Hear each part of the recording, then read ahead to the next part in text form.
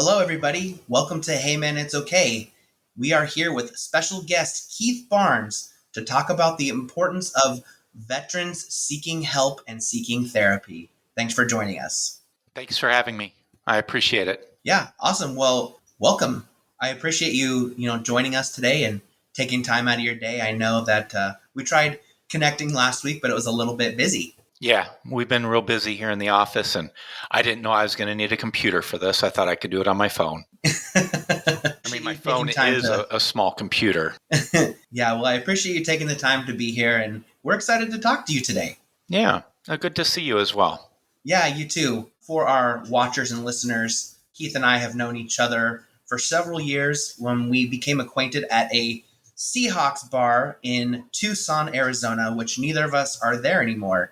But we've stayed connected over the years and even have seen each other when we've gone to each other's states where we're at now, which has been really nice. And I asked him if he would be on, and he was kind enough to oblige to record here with me and Ryan today. Thanks, Keith. Yeah. Let's just start out by asking you a question, Keith, is through your journey through your military service, through your police service, it looks like that you've started working towards mental health care. And I'm curious about kind of your story and how you got there. And I'm hoping you could tell us. Yeah. So, like you said, I was a veteran in the United States Air Force. I served from 1990 through 1997. I did 2 tours as part of the Desert Storm and the Gulf War. And then I ended up working as a sheriff's deputy for 21 years in Tucson, Arizona, Pima County. And now I'm a county veteran service officer, so I direct an office, and we help veterans navigate through the VA medical and VA benefits and their surviving spouses and work with them.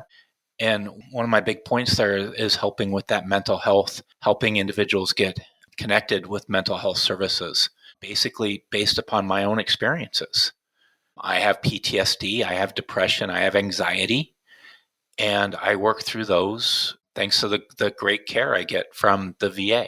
So, Keith, are you an outside company, sort of contracts or works individually with people? So we're a county office. The state of Oregon requires every county to have a VSO office. 26 states have the same program in their states. And right now we're working with the VA and Congress to make it a requirement that every state has a county VSO in each county to help veterans obtain and work through and receive those benefits that they earn through their sacrifice and service to our country. I did not know this existed until about 3 years ago. Yeah, I've never heard of anything like this before. Yeah, completely just thought that when I got out of the military, I was done. I didn't get hurt in combat or anything like that. And so I knew I had health care through the VA, but because I was a county employee, I had county health care. So I never went and sought treatment through the VA. Okay. So what was it that maybe drove you to either take on this role or seek that help, in the first place and maybe no longer using county, I guess? Well, when I retired from Arizona, I moved here to Oregon. And the cost to get covered by my COBRA plan was almost equal to my retirement check. Wow. So that's not sustainable. So I said, you know what? I qualify for VA healthcare. Let's get some VA healthcare going. So I talked with them and got involved, and they referred me over to the office that I now occupy for just some little things like getting a VA health card or getting, seeing if there's anything else that was out there that I might be able to qualify for. And the guys that were in the office identified a disability that I had, hearing loss. And I got service connected for the tinnitus. And that was great. A couple of years later, an opening came open in the office. I was working for the county in a different position. And somebody said, hey, you're a veteran. You should think about applying for this job. And so I did. And lo and behold, I got it. And now I run the office. I had to start the office over from scratch and work with that. And it's been great honor to help people and help veterans when they come in because it's a hard system to navigate. Sure. Yeah. Imagine. So you help the veterans navigate getting those services? And, what kind of services maybe are you helping them navigate the most, or, what kind of providers? We work mostly with getting them service connected for those disability benefits, but also navigating them through like the healthcare benefits too, getting them signed up, explaining what a near team is or a patient care team, trying to get them set in. And then I refer a lot over to their whole health at the VA, as well as their PTSD clinic, making sure they have those services and are willing to seek out those services. A lot of times I will have a veteran that comes in that has PTSD, that is service connected for PTSD, but won't go seek any treatment. They're like, no, I know how to deal with this. I'm fine. And I'll say, well, hey, if you get cancer, do you go to an oncologist? And they go, well, what's that? And I said, do you go to a cancer doctor? And like, well, yeah. And I go, well, then if you have a mental health condition, wouldn't you go to a mental health doctor? And they always kind of pause for a second and go, hey, I should do that. So I try to get them referred in. And then I'm also in treatment with a psychiatrist and a psychologist and a group therapy. And I do some whole health stuff and, some other types of things to keep me together, as I even have my little fidget in my hand right now and rubbing it. You've got quite the support team. I'm impressed with the amount of growth, self-care, resources that you're tapping into and taking advantage of for yourself. Yeah. And the VA has this. A lot of people talk bad about the VA. You go to any VA hospital and you're a veteran who qualifies for that health care, they're going to take care of you. You just have to put in that effort and be willing to do it. And it's hard. Gosh, it's hard. But once you get through the hard, it gets so much better. Now, here's my question for you, Keith. So to me, I've always looked at you as, you're a pretty manly man. You were a police officer. You were in the military. I've always seen you as this tough guy. And the problem that I think a lot of tough guys have is that thought that, hey, I can take care of this myself. What was your main motivation for doing that? Because that's a really impressive step to do and to take care of for yourself. Things got really dark in my life. That's the easiest way to say it. Yeah. So thoughts were there, and I realized I needed that help. And I know that some stuff happened in my law enforcement career, especially near the end. And I remember going to my doctor, my primary care doctor, who was not a VA doctor, was not like that. And I kind of told him what I was going through. And he looked at me and he said, I don't know where to send you. No. I don't know where to refer you. I don't know who to have you talk to. So I went to the employee assistance program for the county. And they do a medical triage and go, well, you're not suicidal, so go talk to your primary care doctor. And I said, well, I did. And he didn't know where to send me. And they said, well, we can't make referrals. That's interesting. So I kind of got lost into that system and scared. When you're a cop and you start talking about mental health, the first thought is they're going to take away your gun and then you're going to get fired. And so you just kind of suck it up. And I retired and got through it, and then came out here to Oregon and was by myself for a little bit, waiting for my wife to get moved out here, and things were dark. And that dark became scary. What was the final push then to really get that help, if you're okay with? When I got to talk to my VA doctor and realized he deals with this all the time. And the VA really is the gold standard in treatment for PTSD. And so I felt comfortable saying, I worry that when I'm in line and somebody touches my back, that I'm going to kill them. And they go, oh, yeah, that's normal. And I'm like, wait a second. And they go, yeah, that's a normal response to somebody that has your symptoms.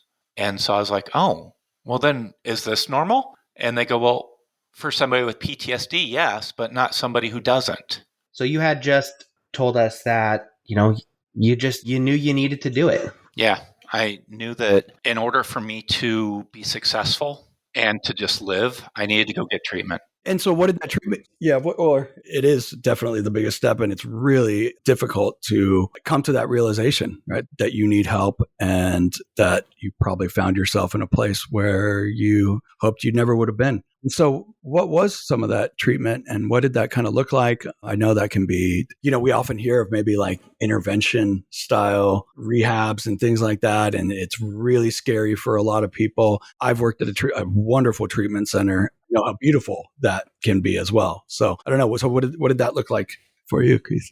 So, the first thing they did was they referred me over to a psychiatrist. I thought of psychiatry as being like that you see on the Flintstones, where you lay on a bed and you talk about things, and that's not what it was. And this was during the beginning of COVID, so we did a lot over the phone. Kind of went through what my symptoms were and what I was having my biggest problems were, and we talked a little bit about what the stressor was that I thought was going to be my main focus of PTSD. And then he referred me over to a social worker. And I was like, oh, okay. He started some medications, mostly and I'm really bad at saying medication names.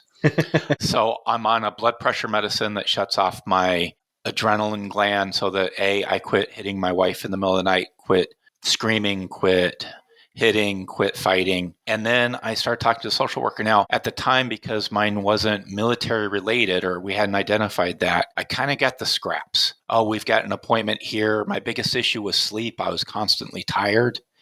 So let's go over, and here we've got a position open for some sleep therapy. Let's talk about this. And I did a lot of writing and talking about what my nightmares were, and then how to go work through a nightmare, how to change that nightmare, how to rewrite that story in my mind so that when I'm having a nightmare, I can do that. And even now, when I start seeing the beginning of that nightmare, I kind of go, hey, that's not right. And I can change the story.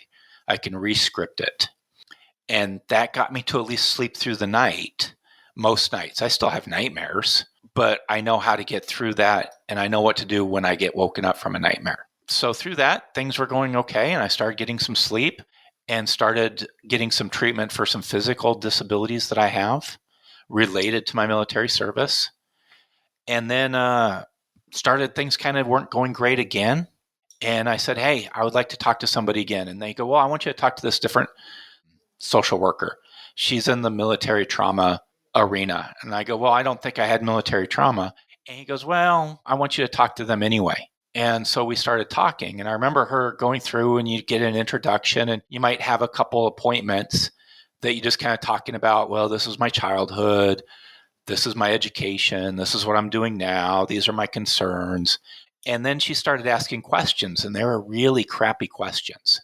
Things like, hey, do you remember when this building got blown up and where you were at? And I kind of go, well, yeah, I remember that. That was kind of scary. And she goes, well, do you remember these bombs that were found? I go, yeah, I don't like talking about that. And she's like, why? And I go, well, because, they're scary. I've kind of forgotten about them. I don't like thinking about them. And she goes, yeah, okay. And they said, yeah, that's military trauma. That's what that is. You were young. You were faced with these life and death situations, and you did it. And then you kind of put it away, and that changed your out view of everything. And she goes, well, let's talk about the first job you lost. Let's talk about your first divorce. Let's start talking about some of these other things and realize, yeah, some of this goes back to that military trauma that I wasn't in combat. I was next to combat. I was, manning a gate. I was, we were expecting the terrorists to come at any time.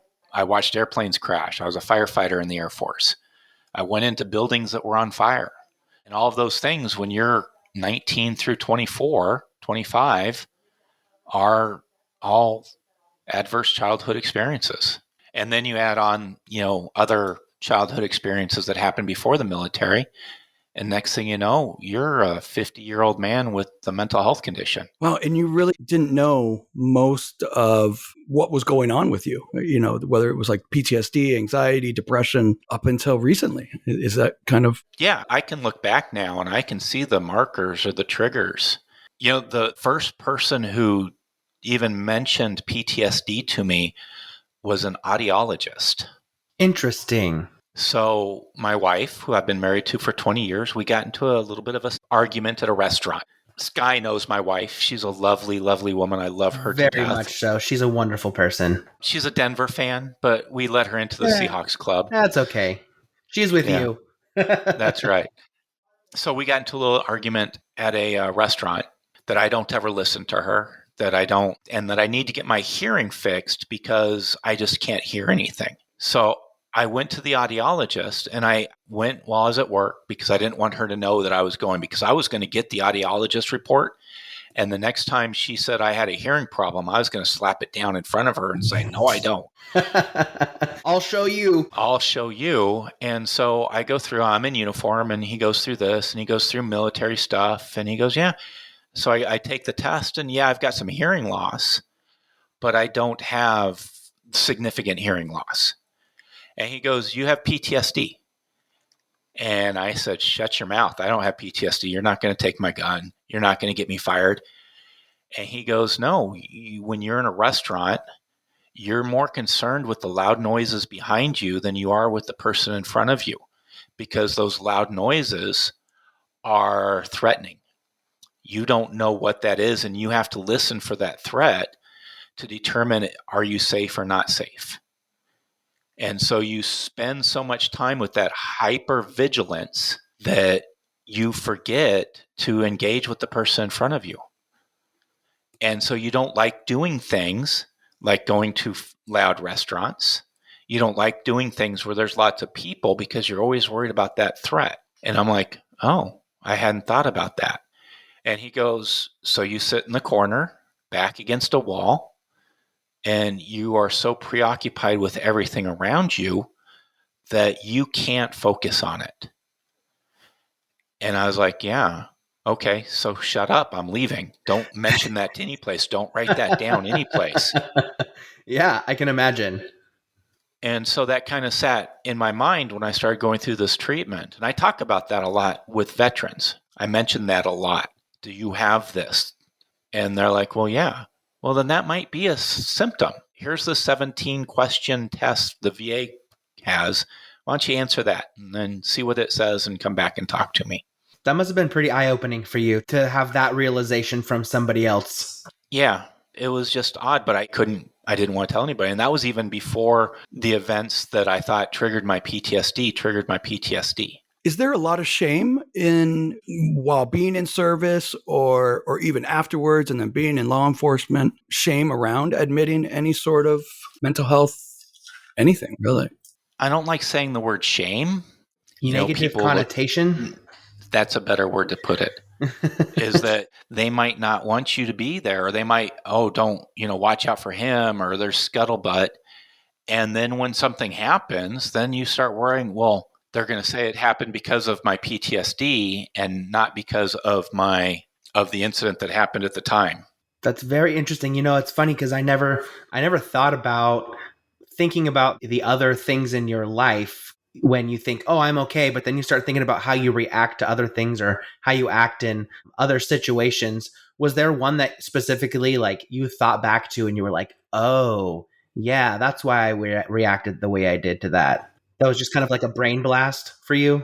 As I've been going through this journey, and it is a journey, I can see things in my past or my relationships or lack of relationships based upon, hey, that was probably a symptom or a sign of PTSD. And I'm sure as you're working with veterans and you're seeing more of these things happen, I'm sure you're getting more familiar with the signs of PTSD to help identify it in a broader spectrum. Yes, very much so. And trying to explain that there is no shame with it. And I talk a lot about adverse childhood experiences. I talk about the prefrontal cortex not fully developing until 26. So before that, you kind of refer to under stress the 4 Fs: food, fight, flight, fun, and reproduction. Reproduction's not an F. Just kidding. I got you. You start talking about that, and then, they'll go, well, yeah, I had, when I came back from Africa, I had 4 kids in 6 years. You were looking for that bond. Just to piggyback on something you said, Keith, on the ACEs is kind of what it's called, the adverse childhood experiences. And there's like an assessment for that. And usually it's about just like a 10 to 11 question survey. And, big corporations like Kaiser use this, and it's really fascinating. The more that you score on this test, the more likely you are to develop alcoholism, the more likely you are to have heart disease. and just by some of the adverse childhood experiences that we would go through, during the course of our childhood, whether that's like having a parent with a mental health issue, whether that's knowing somebody who committed suicide or having any sort of abuse in the house. All those little things kind of tick up, and it's remarkable just how much they affect our physical health as well, over the years. Yeah, they use it a lot in education, and that's where I was exposed to it. And I remember the first time I took that test, and they always referred to it as somebody who was 18 and under. Did this happen? And then as you kind of broaden that to that 26, if you're not fully an adult by brain standards until you're 26, 25, you almost have to take that extra 7 years and add them in there. So you take a bunch of 18-year-olds, 19-year-olds, you train them, you yell at them for 6 weeks, throw them into a unit for a year, and then send them out to combat. They're 19, 20, 21. That's an adverse childhood experience because they are still kids. They might be able to do that reproduction thing. They might be able to buy alcohol. They might be able to smoke cigarettes, but they are still a kid. And I think any adult that has kids that age still sees them as a kid. I agree with that. Yeah, I had to have an argument with my father about the fact that I'm not a kid anymore. And, it's funny because I thought I was so grown up when I was, 23, 24. But it's only been until recently, like within the last year and a half or so, that I finally feel like an adult. So when someone asks for an adult, I need to be there so I can understand. And I know that you have a son who's in the military currently. Do you have, as you're going through this, are you having more concerns about it as you're exploring mental health? Oh, of course. And I talk freely with him about it. Same with my son-in-law, who's up there in Seattle area. I talk with him about it as well, is to seek out these treatments that they have, to talk to the people, the professionals, and that, heck, I worked undercover narcotics. I used to grow a beard, have a mohawk. If I'm willing to go talk, then there's no shame in going and talking. Yeah, I agree with that. And it affects other body systems as well. And that's where the concern hence lies. As I now take 6 or 7 different medications a day, trying to get some of that health back. Has there been a favorite treatment of yours or maybe a few or two that you found most beneficial? Or I think the one that I use the most is the cognitive behavior therapy, CBT, because I'm a very linear thinker, which might be a result of my PTSD, is that I like to have, I'm feeling this right now. I know why I feel this, and this is what I'm supposed to do. Now, it doesn't always help. That's the anxiety and the brain chemicals and things like that. But at least I can get myself through that moment and go on with it. And then, the more times I do it, the more my brain is going to rewire that that's normal and like that. Now, this has only been a couple years. So whereas I thought, I'm in therapy, I'm better. Not quite that way. I'm going to be in therapy forever. But if you have cancer, you are always being screened for cancer forever. Yeah. And it takes more than the 1 hour a week or maybe 1 hour every other week, that we're, visiting or talking to our therapist. It's really the work that we're doing, hopefully taking those skills, coping mechanisms, concepts into the week and really, applying them daily into our life. Right. And I imagine that's where you see. Doing your homework. You have to do the homework. And you have to write the words and you have to say them and you have to understand them. What was the hardest thing for you to adapt to as you were going through your journey? Like what's been the hardest lesson for you to learn and to apply to yourself that maybe other people are having the same issue as they're trying to, go through their own mental health journey? That the feelings that I have, the other physical ailments that I have are not normal. That not everybody in the world feels this way. Not everybody in the world has irritable bowel syndrome. Not everybody in the world has sleep night apnea. Terrors. Yeah. Not everybody has night terrors. And how the interesting part is kind of the puzzle pieces too. Is that, okay, so I'm waking up 2 or 3 times a night because I'm having nightmares. And that's my brain, dealing with that and it constantly on my mind. But then I also have this GERD going on. So I wake up and I throw up, and I don't know that I'm throwing up because of that. And then I have this sinus issues to where my sinuses are constantly infected, and that runs down my throat. So I think it's all part of that. And then I get a sinus doctor out there goes, hey, I think you might have sleep apnea. And so, hey, now let's start that sleep treatment so that I can get better sleep. I can have all of these things kind of get better. And then maybe I'm not tired all the time, and having that tired become depression. I can't even stress enough how important sleep is to mental health. When I was having some really bad issues, some really bad depression, I was having night terrors. So I can empathize with that a little bit. Definitely not the same images you were probably seeing, but that waking up screaming and not being able to sleep can really affect you. So I imagine it changed it changed your life when you could finally sleep again. I'm still not absolutely there. I'm working on it, as I did not get a good night's sleep last night, and I can feel it today, but I recognize, wow, this is the way I used to feel. This sucks. And it's not as bad as it has been. That's So, good. it's getting better. The other thing too is the long-term health effects. Okay. So if I've had high blood pressure for a long time and I'm now working on controlling that, I have a greater chance of having dementia. Well, that scares me later on because, well, I don't want that long goodbye. I don't want my family to have to go through what I see others go through. So I want to get ahead of this ball so that 70-year-old Keith is not who I want. And I don't want to leave it for 70-year-old Keith to deal with. If I can do a little bit now to prevent that or to delay that or to have a better outcome with treatment later, I want to do that now. Do you find yourself now in your current position, not only does it help you mentally, but are you finding that you can help? Are you helping more younger guys or more older guys? And are they pretty receptive to the idea that they have PTSD? Most of my clients are older. The ones that have really taken to doing the PTSD treatment or reaching out for it have been the ones that are my age. That first Gulf Storm, Gulf War group of veterans, we're kind of in this lost category, is that we still have a lot of the old systems were in place when we were in and got out, but we are really close to these new systems of treatment. So a lot of the guys in Operation Iraqi Freedom or enduring the Afghanistan campaigns, when they're getting out, they're getting a lot more VA treatment, a lot more VA resources than I got. I got a phone call the other day from a guy. He was in my office. I got him engaged with the VA healthcare, told him about the VA clinic and got him engaged with that. And he called up the other day saying that it's hard, but he's better. He's getting better. And he thanked me for just doing that because he didn't think about it. He didn't know that that's what was going on with him. He just thought that he was a curmudgeon and that he just liked to be alone. And I talk a lot with these guys about joy thieves, time thieves, and pleasure thieves.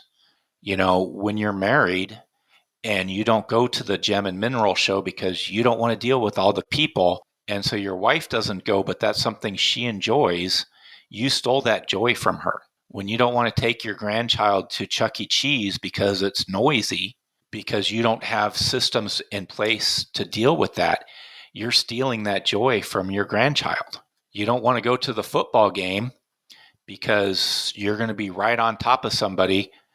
It steals that joy from yourself for enjoying that football game. Those are all time thieves because you worry about it.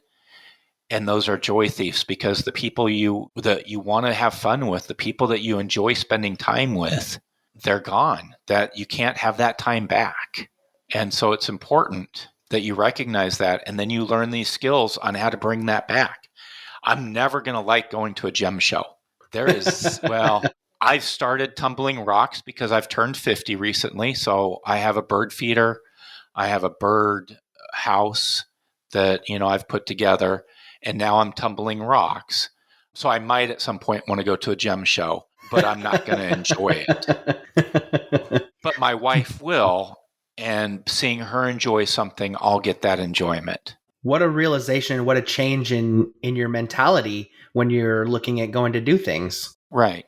Now, I still realize it's hard. I had to go to a convention by myself recently, and there was a lot of stress and a lot of anxiety. And boy, it took me a little while to get through it. And I pushed myself, and I'm proud that I pushed myself out there, because that's going to help rewire my brain to say that this is okay. But it was hard. And when I came back, I talked with my psychiatrist, a new one because mine retired. And I said, maybe it's time now for me to start the anxiety medicine. Maybe I need that little help to get me into being able to do that. I didn't want to take any medicines other than the blood pressure medicine, because my kicking and screaming at night keeps my wife awake, which then takes joy away from her. But I thought, maybe it's time now that I start looking into that and go, let's see how I feel. Let's see if I can get rid of some of these anxieties that they don't go away. I know how to deal with them, but I don't want it to take up that much time. Yeah, that makes a lot of sense. Keith, what's it been like? It sounds like you, and you can correct me if I'm wrong here, or the way I'm framing this, in a lot of ways, we're sort of suffering all on your own, didn't necessarily have like the language to even describe what you were going through, or to even piece together that, part of what was going on with you was because of this PTSD, anxiety, depression. And now, you are in group therapy, you're working with other veterans, you're helping people all the time. I mean, you're getting to use, all these things that not only you're probably learning in therapy and from all the other resources, but now you're getting to also talk to all these guys about, your shared experiences out there. And yeah, what has that whole process been like? It's humbling when I have somebody, after I get up and go to the Elks Lodge for dinner, and they ask me to get up and speak, and I talk about a little bit of my life, and I talk about the bullshit that I've had to deal with and the stuff that I've done. And they're like, really, you did that? And then I say, I have a mental health condition, I want treatment. And somebody will come up to me and they look really sheepish and like, how do I get started? Because the same things that you went through are the things I'm going through. These same veterans will show up at other functions and they'll start talking to other people about me, saying, go talk to him, go see what he can do to get you started. And that's all I do, is I'm just that starting point. I'm the traffic cop. Oh, you've got this. Yeah. Go over here. Oh, you've got this. I got you here. Come on, let's start moving. And sometimes it takes more than one outreach. It takes more than one contact. It takes more than one story to tell to do it. But as I learn, and I learn about, the skills that I got in like the CBT, avoidance, and things like that, I start, I'm able to talk to it from a position, not an expert. I don't have a degree in this, but I can talk to you about what I've gone through and like this. And the biggest thing that I have to remind everybody, it gets hard. I remember having to fill out my nightmare journal, and I always said I had 2 or 3 a week. I was on to 2 or 3 a night and being scared to go to bed because I didn't want to do it. But you have to get to that point in the process to be able to get to the next point. When you start working out, you got to break down those muscles to be able to start rebuilding those muscles. And that's what I'm doing, is I'm breaking down my neurons in my brain to rebuild them and to re-engage those areas so that I don't have those nightmares anymore. I'm still going to have things that are going to remind me. In 3 days is June 24th, which is the day Kobar Towers. And it's always a trigger when it was blown up. It's always a trigger. I stayed in that building when I was there in 1992. I just got back into country the day before that happened. Wow. And the only thing that, that could have been me right there in that building. People from my base were of the 19 killed and the unit that I supported. And that becomes a realization, and it becomes hard. Part of my office here, we watch movies, because my number 2 in the office, she's an Air Force veteran. She doesn't always understand what World War II is, So we watch movies about World War II and make sure that we also watch like Black Hawk Down. I can't watch Black Hawk Down. I wasn't there, but the aircraft that I supported was. And so I have an award for being part of that campaign. But the building I was at, the hotel that we were billeted in, we had a car bomb go off in the parking lot right at that same time. And you forget about that when you're 19. You just pack that away and put it down. And then all of a sudden it comes up. And you don't know why. When you're 50, you're sitting at the car going, well, my time's over. Don't want to think about it anymore. Yeah. Thank you for sharing that with us. I know that talking through some of the stuff that triggers us is really difficult at times, but I think that having the difficult conversations is what's important.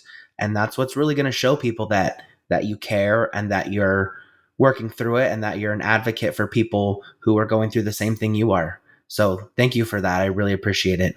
And I want other veterans, I want everybody out there that's been through something like that to recognize that it could be anybody.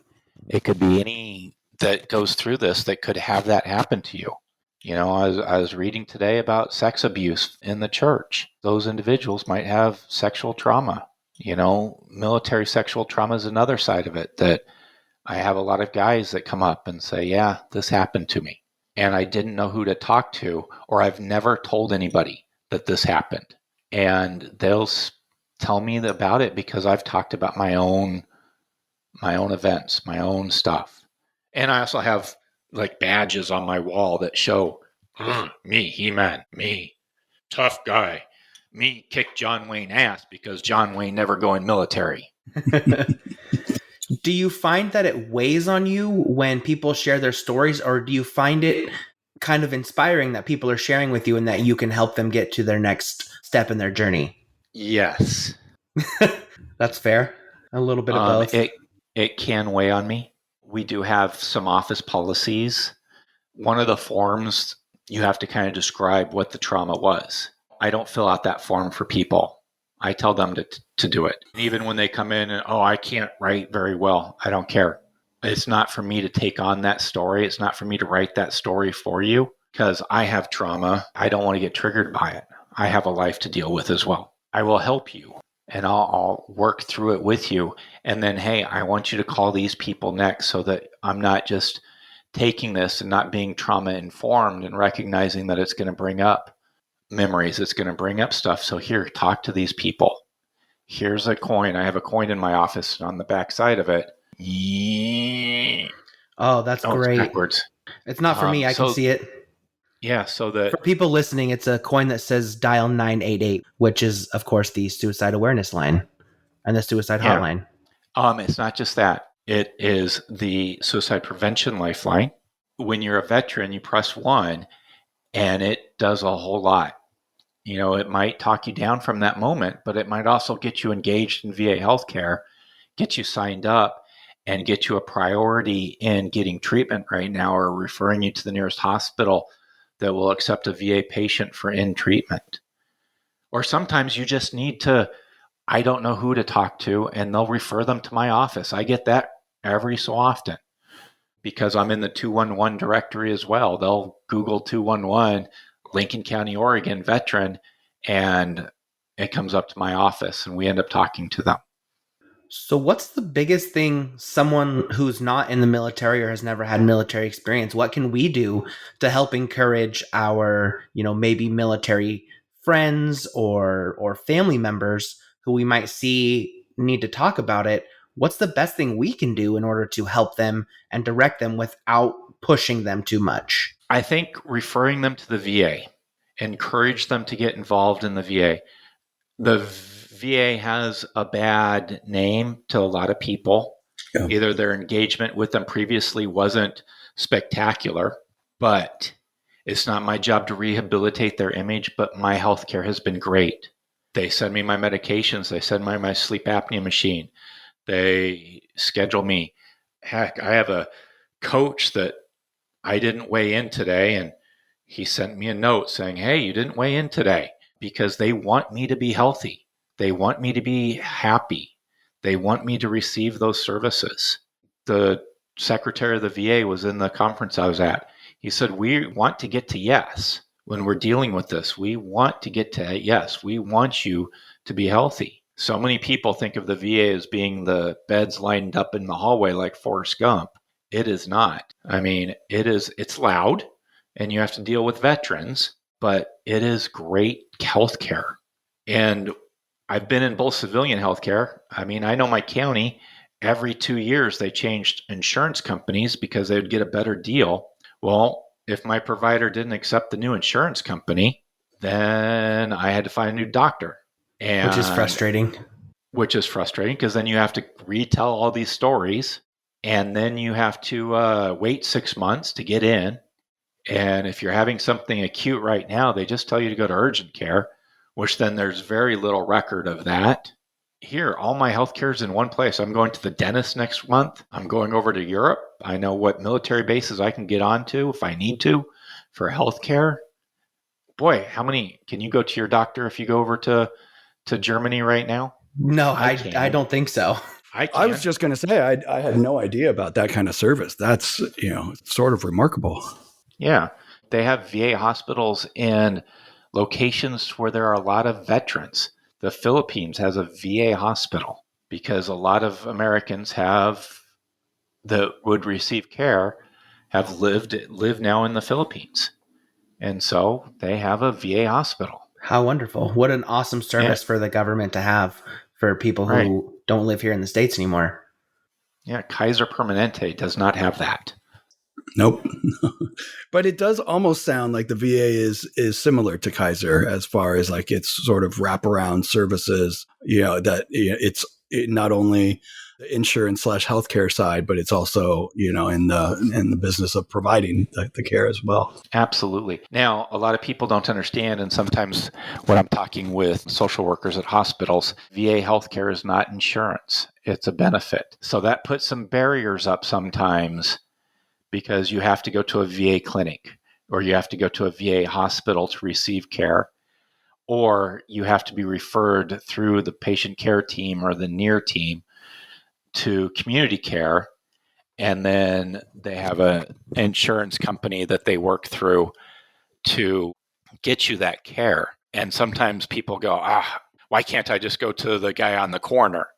Well, that guy on the corner might not accept VA healthcare, and VA healthcare pays the same rates as Medicare. So some offices put limits. We'll only accept so many of these patients, and when we've accepted them, we're not accepting another one. Yeah.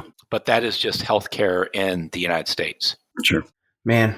Well, yeah, thanks so much for sharing with us today. I think, we're getting close to the end of the hour for everybody, and we don't want to hold you up, and, we want to appreciate your time. But I just want to say, thanks for joining us. Thanks for telling your story. That's what this is really all about. This podcast is getting men on here to talk about their journeys and their stories and their struggles, because the more we talk about it, the more normalized it will be, and we can all help end that stigma together. Absolutely. It is normal, and at the same time, it's not normal. Sure. Yeah, that's a great way to put it. Ryan, do you have anything to add, or Keith, do you have anything to add before we sign out today? I just go Hawks. Yeah, go Hawks. Keith, can people reach out to you from other states? If they listen to our podcast, can they reach out somewhere to you? Yes, and you are looking for somebody that provides these type of services, go on the VA website and look there's a reach out to that VSO, Veteran Service Officer. I am able to provide services to Lincoln County, Oregon residents. To those VSOs, at the meeting I was just at, the conference, every one of them. If you're in a state that doesn't have VSOs, look for the DAV, Disabled American Veterans, look for the American Legion, look for the VFW, look for the Purple Heart Association, look for the Vietnam Veterans Association, look for the Marine Corps League, look for, I'm trying to think, there's lots of organizations out there, and they should all have a way to contact and be put in contact with somebody to look for that help. And if you can't find anybody, dial 988, press 1. They will help you find that person. That's awesome. Thank you so much for that huge list of resources. Yeah, Keith, thank you so much. I mean, it's really having that first place to start, and you being kind of that point person for people when they're first reaching out is really, it's a huge benefit. And it's one of the hardest parts of finally, seeking any sort of treatment, so really appreciate, what you're doing over there. Yeah.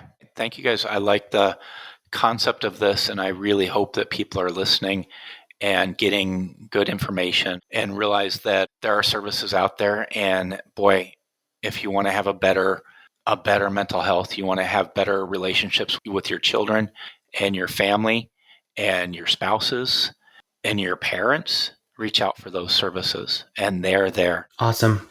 Well, thanks, Keith, and thanks for joining us. Thanks for listening to us today here at Hey Man, It's Okay. We hope that you heard some information that was good for you. We hope maybe help you find some resources that you didn't know that were available to you if you're a veteran. And please comment, like, subscribe, engage with us. We'd love to hear you guys' feedback. Yeah, visit our website, heymanitsokay.com. We have resources. There's bios of Ryan and I on there. And there's also really useful donation links down at the bottom if you want to support us, if you want to support the suicide hotline, the 988. We have them down there too. So until next time, remember that it's okay to not be okay.